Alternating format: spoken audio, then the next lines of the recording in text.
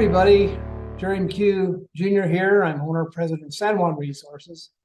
We've been producing and operating in the San Juan since 1991. Welcome to this edition of Improving Our Energy IQ. Today, we're lucky to have Chris Kearney with the National Stripper Well Association.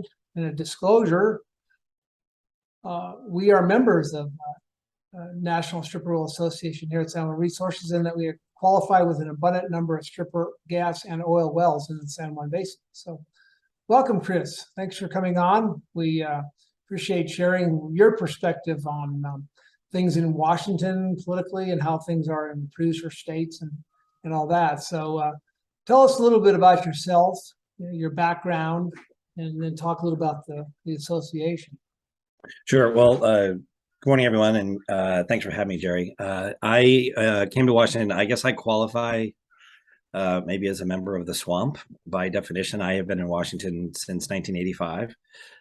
Came here after college and have been in a series of executive branch positions. I've served at the Department of Energy as well as the Department of Interior, and 2 tours of duty on Capitol Hill, both with the House Resources Committee and then with the Senate Energy and Natural Resources Committee. So my government career spanned about 25 years.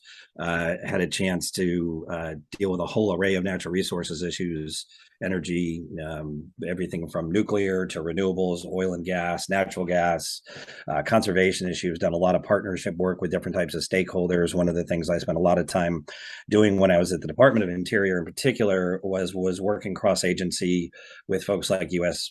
Department of Agriculture, the White House, Environmental Protection Agency, and really trying to figure out a way to partner with the stakeholders and the folks that are impacted by what the federal government does. That was really a driving force of my career, and I was lucky enough to work with some very good folks at a political level and in Congress who really understood that.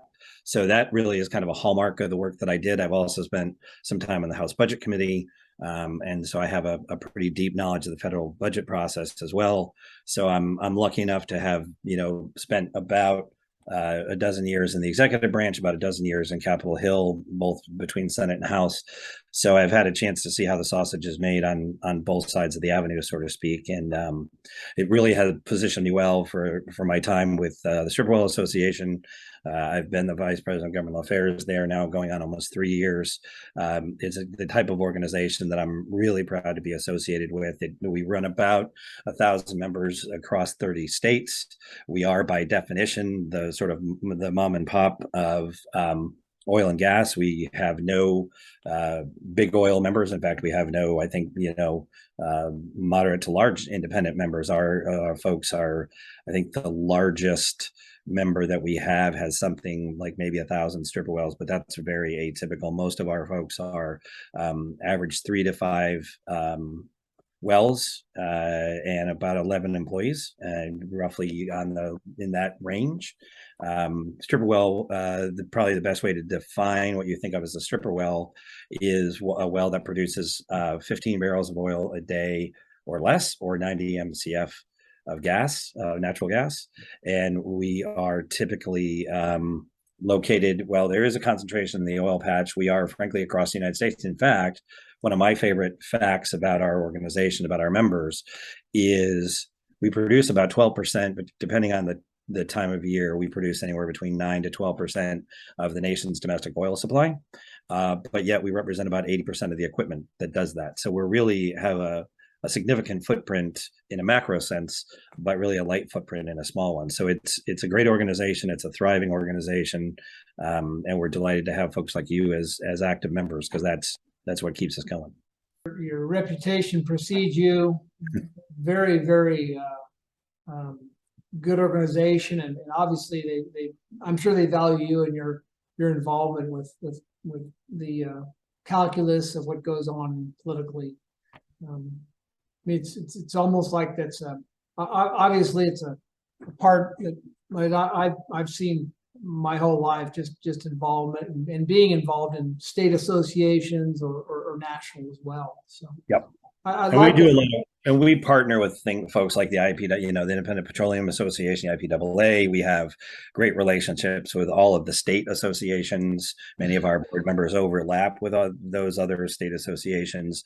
So there's this really thriving community. This is something I love to tell people, that the vast majority of American citizens today, when they hear about, oil and energy, and they think big oil, and what they really think about is whatever gas stations down the street that they drive by every day, right? That's the vast majority of the sum total of most people's thought process. But there's this incredibly vast, robust, and really effective network of associations like ours and state associations, just good folks trying to go to work every day and doing a job and helping out, keeping us energy independent, which is obviously all you have to do is pick up a newspaper these days to know how incredibly important that is. Right, right. Well, I think your producer roundtable that I think you started that during COVID, didn't you? We did. I think that was a very that's been a very good thing, and there's going to be your September meeting after our discussion Yep. today. This morning, yes, sir. I'll be on that. Great. Talk Great. about it, and Yep, Senator Marshall from Kansas. I think one of the things that I find with this format is also trying to educate folks that don't know anything about the oil and gas business other than the gas station down the street and when their utility bill comes in the house. Right. Right. Of how this business works. And I could count on 10 sets of hands how many people have asked about fracking. And now, of course, the question is, how is your business doing these days? And so that's obviously a mixed answer, just with the struggles with supply constraints and those sorts of things. So, what was the last legislative session like? We talked beforehand on the Inflation Reduction Act. Tell me some of your impressions. How did we do? How did the oil and gas producers do? Well, I think it's a we don't have enough time, so to tell kind of the full arc of how this Congress went. But I would say at the end, certainly small to medium producers fared much better than our adversaries would have liked. There is no question that, which I'll get to in a second, there's no question that was born of a bipartisan effort, not just Joe Manchin, because he became a household name, but as we discussed before, unsung heroes like Henry Cuellar, conservative Democrat from South Texas, some of his compadres from Texas. We benefited greatly from the close margins in the House and Senate. Senator Manchin obviously would not have been the player that he was if we had not had a 50-50 Senate. I've been in town since the mid 80s. My time spans 7 presidents and 10 plus Congresses, and I've been on all sides of minority and majority in the Senate and the House, and at the executive branch I've seen all combinations. I have never seen and never lived through this Congress just from a numbers and institutional standpoint, and that was incredibly eye-opening and lesson learning in a lot of respects. But with respect to us as an industry, make no mistake about it, if it had not been for not only Manchin but quite frankly a handful of moderate Democrats behind him that he was running point for, just kind of to set the stage for you, and had it not been for a fairly tight block of conservative Democrats from Texas in particular, who penned letters to their leadership in defense of the small producers and mid-sized producers in the industry in general, who educated, quite frankly, did yeoman's work educating a number of their Northeastern members and their more liberal members, the Progressive Caucus. Congresswoman Jayapal, who no doubt a name that a lot of folks heard, she brought a pretty true block of 90 progressive members to any vote.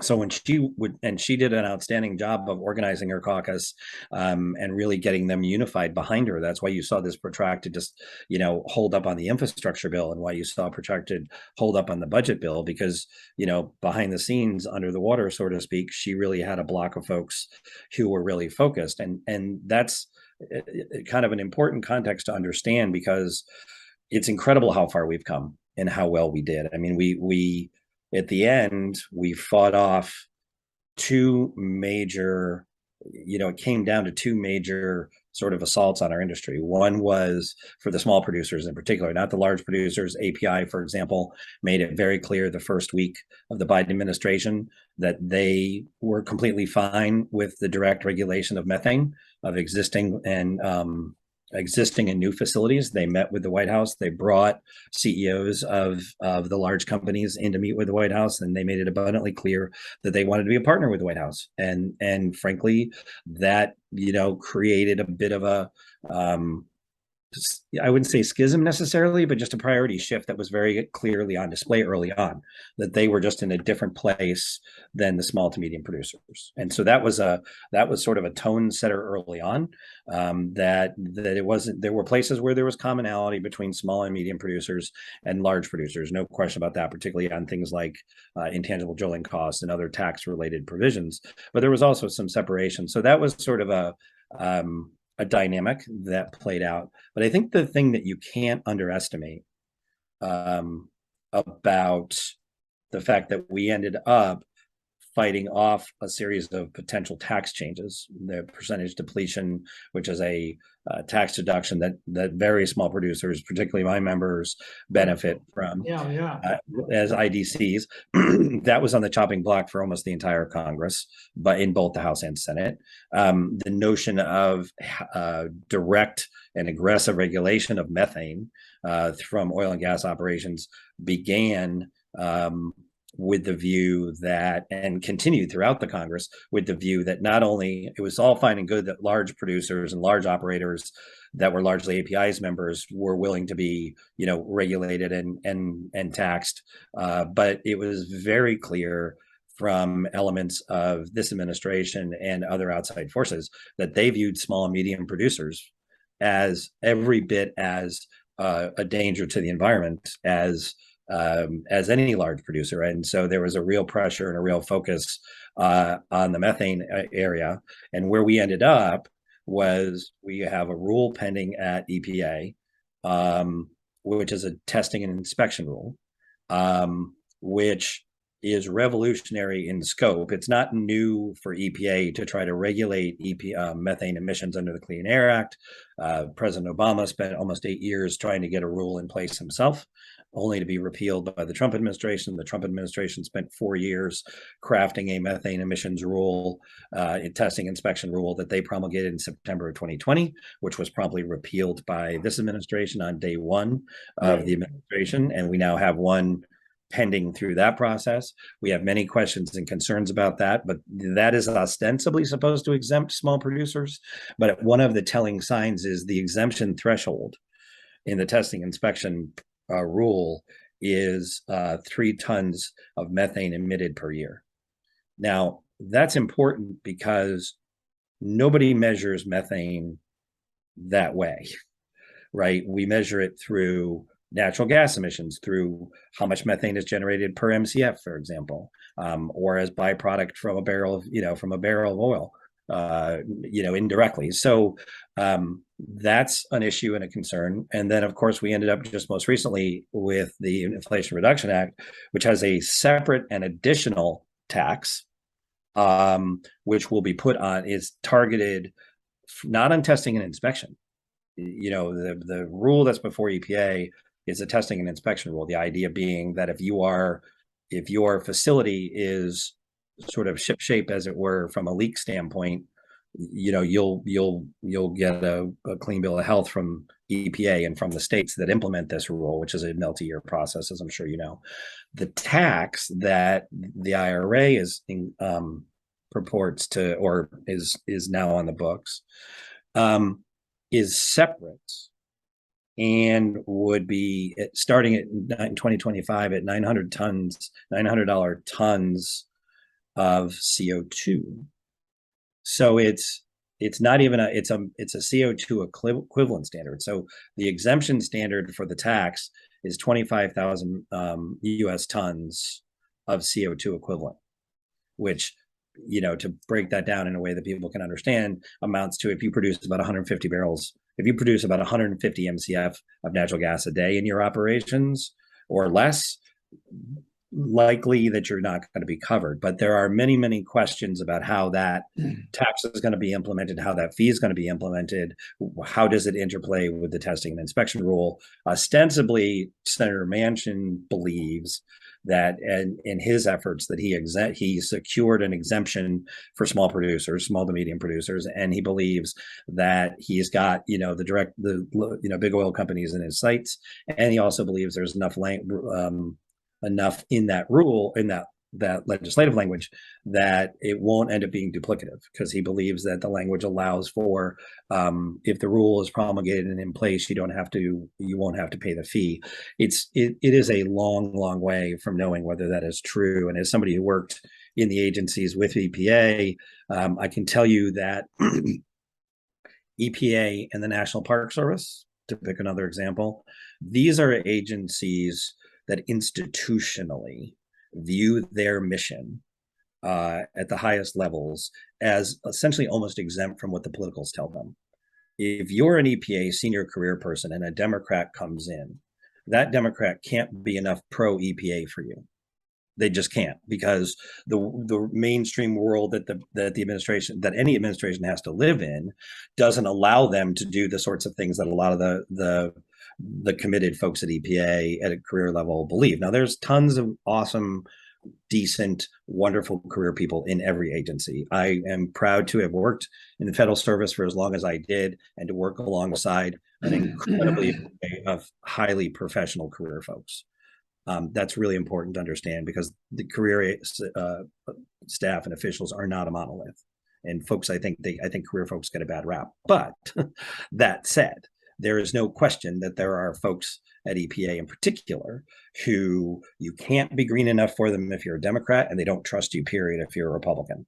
And so that is going to create some really interesting, challenging dynamics here as we go through the implementation. As you get through this and read the bill and all that. So the two things you fought off were the direct regulation of methane and the potential tax changes to the oil and gas depletion preference and IDC and where would this just as an aside from the Inflation Reduction Act, where would this tax be levied? Would it be from Interior at the production site? No, it's DOE, EPA. It's EPA. No, it's 100% in total EPA, and there's two elements about that issue. One is the IRS generally levies taxes, right? So we're putting a environmental regulatory agency in charge and developing a mechanism that is typically done by an entirely different agency. Now, I can tell you there are a lot of people wringing their hands about that and saying, this is a disaster. It'll take forever for them to do that. They won't do it right. I agree that it's a cause for concern, but you have to remember that EPA is in the fine levying business. They do it under Superfund, Clean Water Act, Clean Air Act all the time. And second of all, agencies do memorandums of agreement with other agencies to carry out work all the time. So, having the IRS be involved, in some assistance in developing that fee is likely. But it is a tax that EPA is going to have to develop a regulation on and so forth. The other thing is supporters of the fee would tell you, whoa, wait a second. You're oversimplifying this, Chris. We understand the small guys are out there. We heard you loud and clear. We got $850 million in grants for marginal folks to deal with this. Well, there are. That means deal with it. What does that mean? Well, to help you with technology to make it a cleaner operation, basically, so that you wouldn't have a problem, or technical assistance on how to address leaks. So they would argue, Manchin would argue in particular, hey, look, we hear you. We understand that if you're a 11-person operation, and you're pumping out 150 MCF of gas, you're not Exxon, and we're here to help you. Well, fair enough. I mean, I think that's the least they could. That's the least they could do. They could have made this, and then if they, the thing that's ironic is, and we could get, and it's not relevant for this conversation, but I'm happy to take questions about it. They're using EPA to implement this tax, are using a current 12-year-old greenhouse gas registry reporting requirement that was established in 2010. And in 2010, at Congress's direction, EPA promulgated regulations that established a means by which, if you, as largely a stationary source, were emitting 25,000 tons of CO2 equivalent or more, that you needed to report under a formula, a loose formula that's in the regulations. It's very well established. You can go see it, but it was a pretty raw, rough process, and it didn't have any real recourse. So people are like, yeah, they abide by it, but and I know people who have been dealing with this for many years who tell me that the calculations for determining your emissions under that regulatory structure were not particularly precise to start with, right? Now all of a sudden comes along a methane reduction program. So we have a methane reduction program, which is going to affix a tax related to methane, utilizing what has been a sleepy backwater CO2 based emissions registry. All of a sudden it's linked to the Clean Air Act. Now, what you used to do, just fill this out, track these emissions, in 18 months time or 2 years time, there's going to be a regulatory framework that's now going to link that to the Clean Air Act, a reporting associated with it, penalties associated with that, and the equivalent and the convergence and the reporting is CO2, but the program is labeled methane reduction.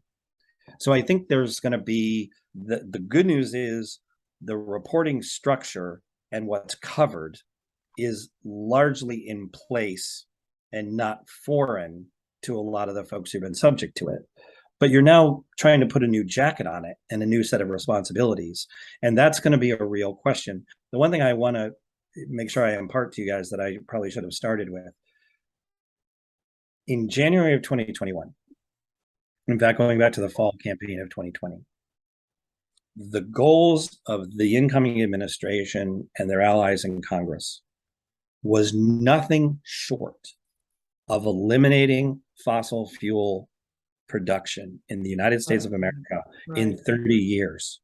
And everything they did, because this is the things we haven't dodged, what they were able to do, because many of the folks who came in with the Biden administration are veterans of the Obama administration who worked in agencies. Joe Goffman, who's the acting director of the Air Office, for example, who's spearheading these efforts, worked at the Environmental Defense Fund, but he also worked at the EPA and on Capitol Hill. So what this administration's doing is very effectively, they got the shiny objects over here, decarbonized economy by 2035, clean energy economy by 2050, transition away from oil and gas to clean electricity and the like, right? What they're also doing when you're not paying attention is they've promulgated a regulation at the Securities and Exchange Commission, where under that that's terrible. Right. Well, that's you've got that. You've got a new white paper that EPA has put out on natural gas operations and trying to look at advanced technologies for new natural gas operations and so forth. And so they are really much more comprehensive and sophisticated. Sure, they went after the tax provisions. They shot out for that. They had the Build Back Better provision. So, they've got the methane rulemaking. So they've got a number of things that we're all focused on. But I believe coming in the next 2 years, we can be watching for further regulation and making it more difficult to deal with produced water, where in places like Texas is a real challenge. For the past 18 months, we've had no rulemaking on federal public lands related to venting and flaring, whereas the Obama administration had a very stringent venting and flaring rulemaking that was struck down by the courts. So there's that. The administration came very, very close to declaring a national climate emergency, you may remember, which was sort of somewhat forgotten because of the IRA. I think there's widespread expectation that after the election, that we may see a return to that. And if they declare a national climate change, a climate emergency, that one very simple thing that gives the president the authority to do is to take money from across the government and unilaterally move it to things related to however they choose to define clean energy. So they could change a variety of rules. The other issue that's lurking out there for a lot of my guys is the whole issue of steel tariffs. We have a situation where you have oil country, you have you have tubing, and you have tubing and casing that you need to drill a well. And we have, because of tariffs related to places like China and Korea that are still in place until we hit an 85% production domestically, until we hit an 85% domestic production rate, we still have disproportionate high tariffs on imported steel. We have high cost of steel in the United States, even. We have shortages. I know people that are out there bartering. They're bartering to get, tubing off of abandoned wells so they can use them to dig deeper wells. What the administration does on tariffs is we could have a whole separate conversation. So I want to make sure you understand that while we were successful in mitigating the damage on the tax and regulatory front, I think there's more to come, regardless of what the congressional composition looks like. And I don't think there's any doubt that these guys are pretty smart, and their efforts at trying to make things embedded into regulation and other things that transcend this administration is certainly going to be their priorities over the next couple of years. If there is a template for ruining the country's economy over the long haul, they're following it quite well. I mean, these costs of this low heat sources, it's just not ever going to do it. And I mean, here we are in a war, and we're in economic warfare right now, and we're doing everything we can to hurt ourselves. Is that lost on you? And no, it's not lost on you, but is it well, no, folks in Washington, or is this like the thing? I get discouraged on these kinds of things which we talk about. Well, I will tell you this. This is going to sound somewhat counterintuitive, but there's an incredible silver lining, I believe, that has come out of the terrible conflict in Russia and the impact to energy over there, but energy here. And that silver lining is that this administration at the highest levels was confronted unequivocally with the reality of how integral fossil fuel is, and oil and natural gas is to the economy, to the point where Secretary of Energy Granholm had multiple meetings begging people basically to expand their production. You saw, the fiasco about the president with OPEC and all the rest.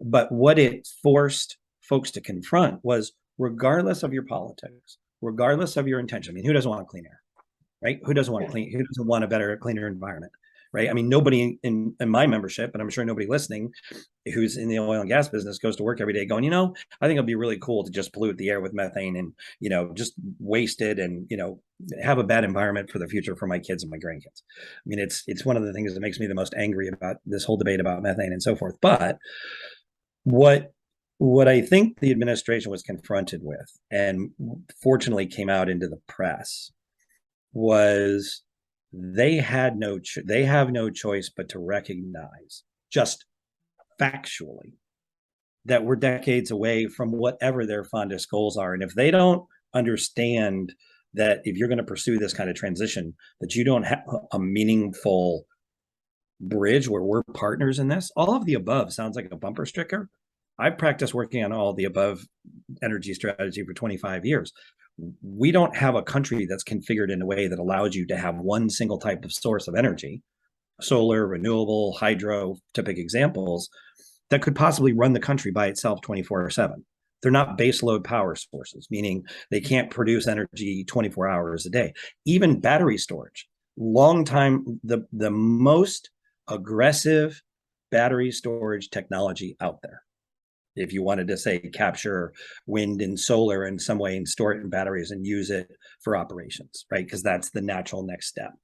The most aggressive out there is 12 hours. And it's considered like cutting edge.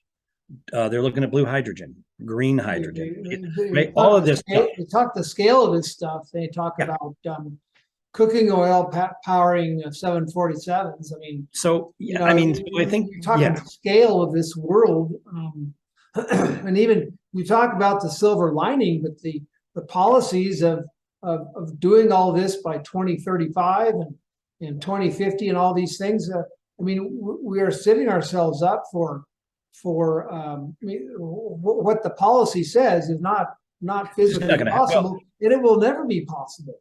Well, I'll give you a quick anecdote. I have some very good friends in California who my brother lived out there for 25 years, and I still have friends out there, and I have some work colleagues. California has the most aggressive standard for reaching a clean energy economy. They're the first state to ban gasoline powered vehicles by 2030 some odd. Their deadline or goal is 2045 to achieve the same thing that the White House is trying to achieve by 2035.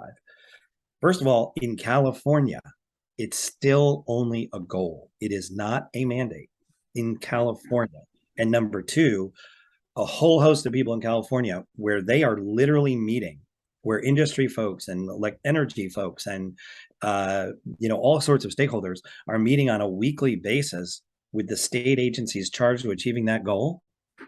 They're trying to do this in a real meaningful block and tackle sort of meat and potatoes way. They're having more problems than you can imagine. So it's the realities of the world are going to keep that from being achieved. What I hope comes out of all of this is we go, okay, we know we had a stretch goal. Let's all agree that in the appropriate place, certain types of energy are good. Electric vehicles, if you want to do that, great. Let's integrate those different energy sources, but never forget, at the end of the day, oil and natural gas, are a great source of this country's economy and always will be. Robust and reliable and affordable. And it doesn't have to come across the ocean on a tanker. Right. We're in an enviable position. Absolutely. But we are 15 to 20 years behind the UK and the EU, who are experiencing terrible economic consequences of a one size or it's all the above except for nuclear, I guess is what they say. But even then, they've relied so much on natural gas that their gas is 10 times more expensive delivered the TTF in the Netherlands than we are at Henry Hub. So and that's going to happen. The economy is so integrated that there's no way that that's not going to have impacts on us and our economy for periods of time, because there are still enough things produced overseas that we want, iPhones in China, that the rippling effect of what's happening with energy prices in other countries when it comes to their production. IT is a base in Ireland. It's become a huge source of IT, for example, and there's a lot of companies based in Ireland and elsewhere. So yeah, it's horrible what's happening with them, and you see Russia turning off the spigot here in the last day or two. Yet again, it's not a particularly silver lining in terms of the ripple horror effect. But if anybody who is on the fence in the public's eye needed a reminder about how integral we are to the basics of our economy and how a reduction of that puts us at the whim of what's happening across the pond, so to speak, we've certainly given people that, honest and hard reminder, probably at the best time that we possibly could have. I wouldn't have wanted to do it via war. There would have been better ways to do it, but it's been brought to our shores. Chris, it was falling apart before the war. They had a poor summer of 2021. They didn't have enough wind power, and solar was not keeping up for Germany and Europe and the UK especially. So the prices were starting to rise. Putin saw that as an opportunity. Let's just jump on this. This is our chance. This is our moment. And weak political leadership all over the West. Everyone blames Putin. I think we need to blame ourselves. We need to blame the West. But that's foreign policy. That's another right. It's a whole other discussion. Yeah, exactly. But why don't we wrap up? We know you got your producers roundtable, which I'll be on in about 15 minutes, and I really appreciate just the weeds that we get into on this stuff, and appreciate your work with the National Stripper Well. I will forward you we're gonna have a special IQ this month. Dr. John Constable from the United Kingdom is visiting us here in Denver, speaking to energy CEOs and touring. He's never seen oil and gas fields. So he's coming to the San Juan Basin to see oil and gas production and operations. And he's been for 15, 18 years studying the drastic, awful effects of renewables in the UK, and just how it's so devastating to their economy. So he's a real interesting person. So we just remind everybody out there. And thank you, Chris. You want to take, if I have a minute for questions, if you want to do that, I'm happy to take a few minutes. Yeah, we're not live anymore, but one of the things I would say, I mean, I know. Okay, I'll just speak for me personally. I get discouraged sometimes at some of the forces that we're against, and sometimes I probably take it too personally. what would you say to folks in the energy business? Because we're all of us usually to a person are very positive. We wouldn't be in the business of drilling holes in the ground looking for energy if we weren't. So what would you say about that? What keeps you from getting discouraged? I think what keeps me from getting discouraged, honestly, is partially what I just talked about. That first of all, I guess to step back, when I came to town in 1985, within 3 years, I was working on a national energy policy bill. It was called EPACT, Energy Policy Act of 1992.